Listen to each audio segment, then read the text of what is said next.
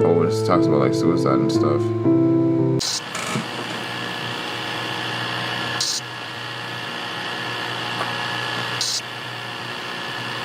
Satan's Bridge. Alright, let's get it.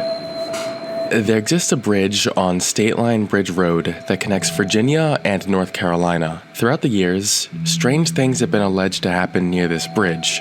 Most famously, Alexa, this light includes red. reports of hooded figures being seen in the woods near the bridge. These Alexa, reports light have led to 100. rumors about the bridge being used as a meeting site for Alexa, light satanic 100. groups. There are plenty of videos online of people visiting this bridge, but no. one video that stands out in particular is this footage of the bridge that was taken in the year 2000 by someone named Chris Childrey. This footage was uploaded to YouTube in 2008. Hello, my name is Chris Childrey. I recorded this footage in the summer of 2000. This footage of animal carcasses at the south side of the bridge was shot in the summer of 2000. The smell of death was very strong that night, and you can see lots of deer carcasses, and I also saw some dog carcasses. In this ominous nighttime footage, we see Chris encounter a large amount of trash bags filled with carcasses of dogs and deer. He speculates on some mundane explanations like roadkill disposal before bringing up the possibility of what we're probably all thinking. It could also be speculated that the animals were killed in some sort of ritual sacrifice, Oh my considering it days. is called Satan's Bridge.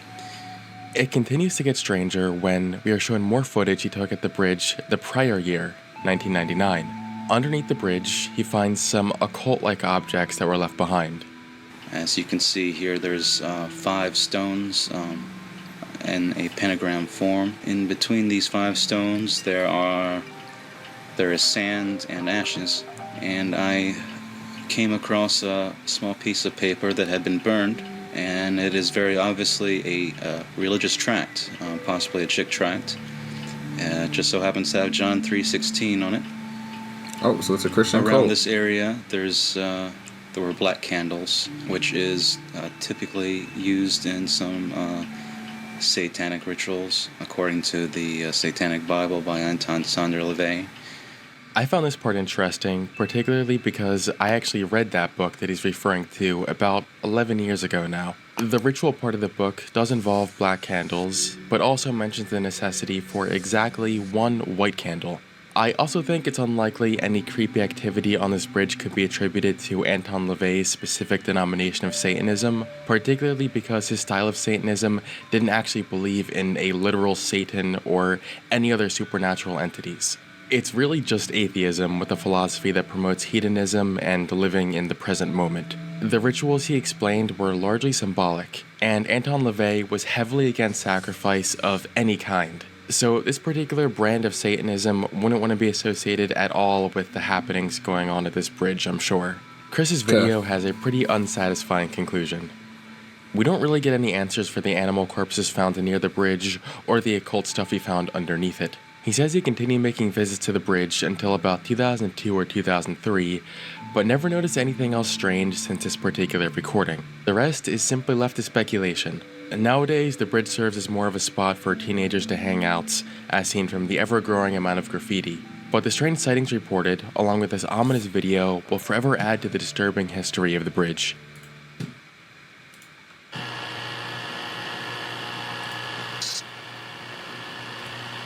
A gob of God and other delights. I think that's what it said. This next one isn't quite scary in the traditional sense, but as far as genuine found footage goes, this one is fascinating. The backstory behind how this tape was found sounds like some made-up story out of a creepypasta or something, but I verified it, and this is real.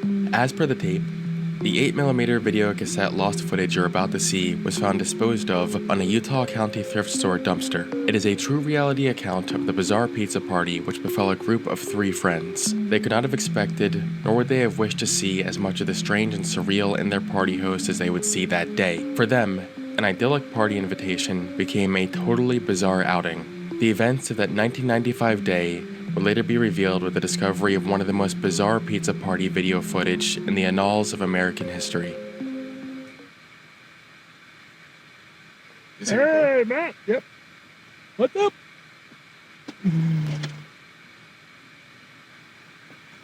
He's getting closer and closer. This is Matthew, the host of the pizza party we're about to witness. The guests are Donovan and Steven, who is the one recording.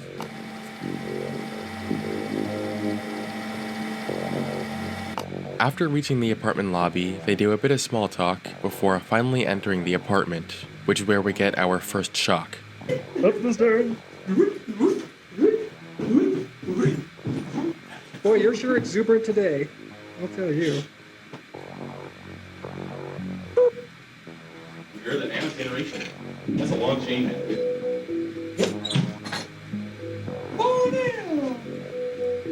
Oh, Matthew. Rotten neighbor. What? Oh my gosh, it is a mess. Matthew. Oh, my God. The apartment looks like it hasn't been cleaned in months.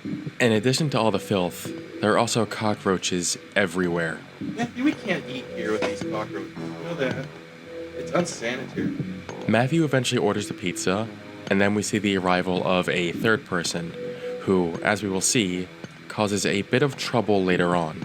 The following clips from the video depict them all just sort of goofing around. Now, initially, I could see why some people might think that Donovan and Steven are here to record Matthew as a way to make fun of him or something like that, which would obviously be very messed up, but I don't think that's what's happening at all. Donovan and Steven actually seem like super supportive friends to Matthew, as we can see from this short clip of Matthew showing them footage of the medals he won from a Utah Special Olympics event that year. Wow, man, that's great. Oh, I'm proud of Matthew. He did a good job. The latter half of this footage is where things get a bit tense, when the third guy who walked in earlier comments on a gob of goo on one of the plates, which really upsets Matthew. The Mr. Spot is all I'm saying. It is clean. Like it or not, that is clean. It is clean! Oh my bad, game. It's clean. That?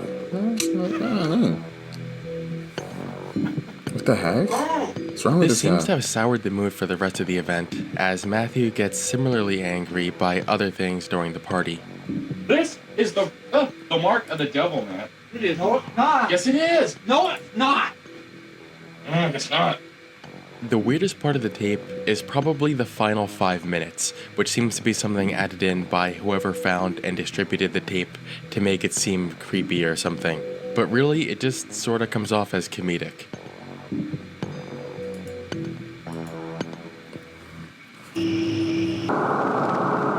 What the heck? I made sure all those plates are clean.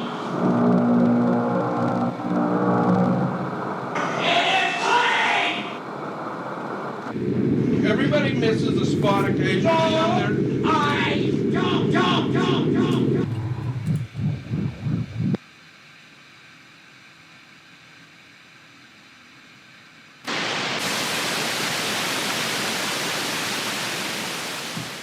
And that's the whole tape. As odd as it is, I can actually shed a tiny bit of light on this. I actually managed to speak with Matthew himself, although I didn't record our conversation because honestly I didn't actually expect a response when I reached out. He's one of the kindest people I've ever spoken to, and he was happy to tell me a bit more about the tape. So Matthew has autism spectrum disorder, and he met Donovan and Steven at an Elvis Presley candlelight vigil only a few years before recording this tape.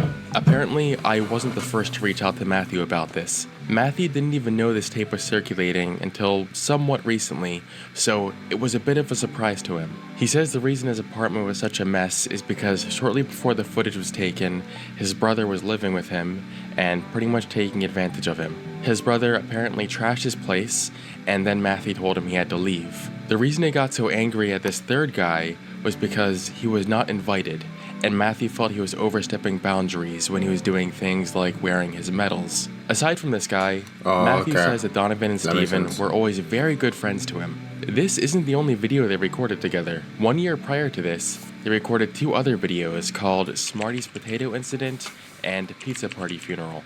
There's really nothing crazy about the tapes. They just made them to screw around and have fun. I was unable to find a way to get in contact with Donovan or Steven, so I don't know about anything from their perspective on this. But as far as Matthew goes, he told me that he's doing very well today. And I'm happy to hear that. So, despite any weird rumors that may have circulated about this tape, all it is just a few friends having fun with a camera Yeah, in the of course I 90s. respond. We just watching some like horror right now. Heaven's Gates tapes. This is a very exciting time for us. How you doing Planet though? Earth about to be recycled. Your only chance to evacuate is to leave with us. Oh, I heard of this. Planet Earth This is the one where like they were about like to be killing. recycled. They were like killing people and like everyone killed themselves. Your only chance to survive or evacuate is to leave with us. This one I'm sure a lot of you are at least somewhat familiar with. And if any of you watching are particularly old, no offense, you might specifically remember when all this actually went down. The man in this video was the leader of the Heaven's Gate cult, Marshall Applewhite, but he went by the name Doe. Monster. He taught a lot of things to the followers of his cults, but the main belief he pushed was that his body was currently being possessed by the same mind that inhabited Jesus Christ's body, and that he was the second coming. He claimed that end times were near, and How many the niggas earth was Jesus? about to be recycled and renewed for a new generation of humans. In the meantime, the current generation of humans needed to escape Earth before this recycling by ascending to the next plane of existence. So the one or the mind that was in Jesus, that mind is in me. I must admit that I am here again, that I'm here saying exactly the same thing that I said then, trying to say it in today's language. That's not what Jesus said before. I am the return of the Son of my Father. Now, this cult had been active since the early 70s, but the videos like this one that pushed the urgency of the approaching recycling of the Earth started becoming more prevalent in the mid-90s. The timing of this was not a coincidence. In 1995, a spectacular comet was discovered that was called the Hale-Bopp comet. This thing only comes around every 2,500 years or so. It became visible to the naked eye in 1996 and stuck around for 18 months, making it one of the brightest comets of the century. Because of how unusual this comet was, conspiracy theories started popping up about it. The most notable point in this conspiracy theory occurred when an amateur astronomer named Chuck Schrammick took a photograph of the comet in which he mistook something for a mysterious object orbiting the comet. This started rumors that the Hale-Bopp comet was either a spacecraft itself, or that it was being followed by an alien spacecraft. In reality, this mysterious object was just a star. But this didn't stop conspiracy my theorists gosh. from believing what they wanted to anyway, because as we know about most conspiracy theorists, they're allergic to critical thinking. Well, interestingly enough, these rumors about the spacecraft further fueled the beliefs of the Heaven's Gate cult. They took this event to mean that the object following the comet was a spacecraft that was sent to take them to the kingdom of God. And will leave this world and will go to my Father's kingdom. Remember, we're not talking about a spiritual kingdom. No clouds, no harps. They are there. They are physical. They even move in spacecrafts. Even my Father's kingdom moves in spacecrafts. In your religious literature that tells of spacecrafts, even when they saw angels that they said had wings, how else can they say? They might as well said they fly. It could mean that they came in a flying object. Despite them believing that heaven was a physical location that existed that they would be transported to on a physical spacecraft, their means of actually boarding the spacecraft was not so straightforward. They didn't believe the spacecraft would just land on Earth and wait for them to walk aboard. Not at all. The cult preached the idea of letting go of the physical world and the limitations of the human body, so much that they often talked about how they needed to hate their physical bodies. They described Oh that my in the kingdom gosh. of God, they'd be given new physical bodies that were highly optimized. Part of our test of faith is our I don't know if y'all hear hating that. this world, even our flesh body, enough to be willing to leave it without any proof other than what we have come to know. They love that We faith don't thing, care eh? to cling to the life of this body. We care more to abort it in proof to our Heavenly Father that we're ready to leave this thing. Has he blinked? These students have to say to my Father, we trust your Son, even so much that we have no hesitation. I'm sure you see what they're getting at here. Put your trust Okay, he in blinked, he me. blinked. That's a big dose. That's a difficult task to trust me. We hope to be of some service to you in this short time before our departure. And I say it's a very short time before our departure. They timed this departure from their bodies in late March of 1997, as this was when the comet was estimated to be at its point where it was closest to the Earth. Shortly before these dates, the members of the cult recorded exit videos where Oh they my described their final gosh. thoughts about what they were about to do. You can see how brainwashed these people are, These guys- as they seem to show These nothing. guys are about to kill themselves in order to go to a new world and have a new temporal body, or leave their temporal bodies behind. They're gonna off themselves because they think that the faith that they have is all that's necessary in order to transport them to that place with new bodies. But it's like, why do you need to kill yourself to be transported into a new body? If you were Jesus, the Son of God, wouldn't you be able to just take my body and just transport it somewhere else? No, because he's a sick, twisted bastard. That's what he is. He's a monster. Now let's continue with these exit tapes of these people that sadly had to take their lives because they trusted this person that's been a liar and is sick. Nothing but excitement at the thought of ending their lives for this. What we're about to do is certainly nothing to think negatively about. They always prey on the vulnerable. We're proud and looking forward to what's ahead, and we believe all our classmates feel the same way. I can't express how good I feel about what I'm doing and being given this opportunity to go to the next level. Just the opportunity, the gift is just it's overwhelming is the only word that I can come up with now. The members I want to specifically talk about are these two people, whose cult names were Sorority and Custody. Sorority's real name was Stephen Terry McCarter. He had been a part of the cult for 21 years at this point, and he spoke about how excited he was, and how he felt other people should seek this out too. Specifically, he name-dropped some people who he tried to introduce to the cult before, who clearly weren't very receptive to it. Paul and Jan Krebs, you sat there and you pleaded to be the emissaries for the second coming when it arrived. You've had ample opportunity. We even sent you a tape of the Human series. And what we got back in return was warning about cults. Regardless, he seems incredibly elated about what is to come. And this is the happiest day of my life. I mean, I've been looking for this for so long. Custody's real name was Alfonso Ricardo Foster. He had only joined the cult 3 years prior to this video being recorded, and his exit speech was a bit more well thought out than Stephen's was. I don't know, I think my constant asking long before I entered the class was the key, the constant begging for the real facts, the real truth as how to get out of this world and grow beyond it, and rise above it, and leave it behind.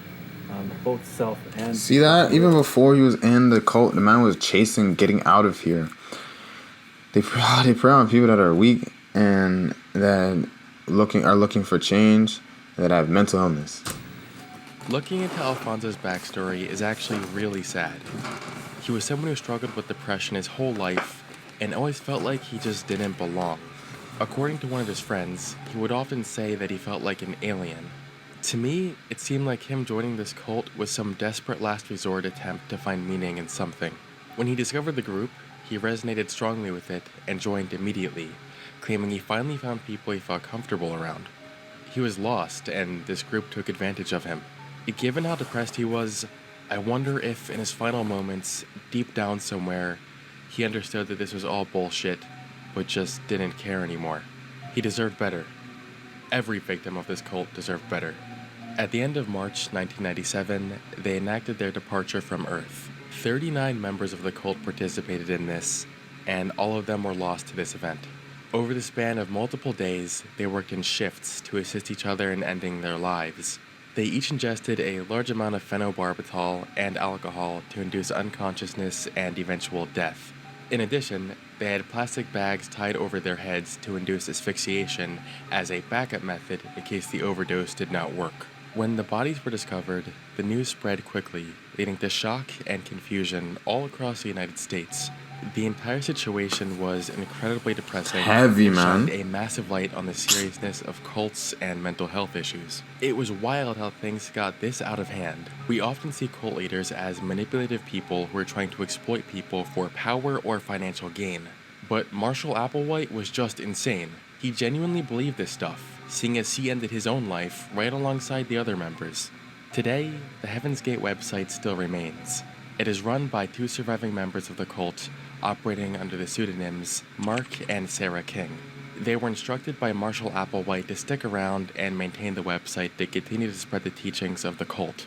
It's not clear how much of the cult's teachings that Mark and Sarah still believe. You'd think they wouldn't believe any of it anymore, given that it's been decades since the event, and the recycling of the earth obviously didn't happen. But honestly, if you believe something strongly enough, you can make up any bizarre rationalization in the world to continue believing, even if it goes against all logic. This is the nature of delusion.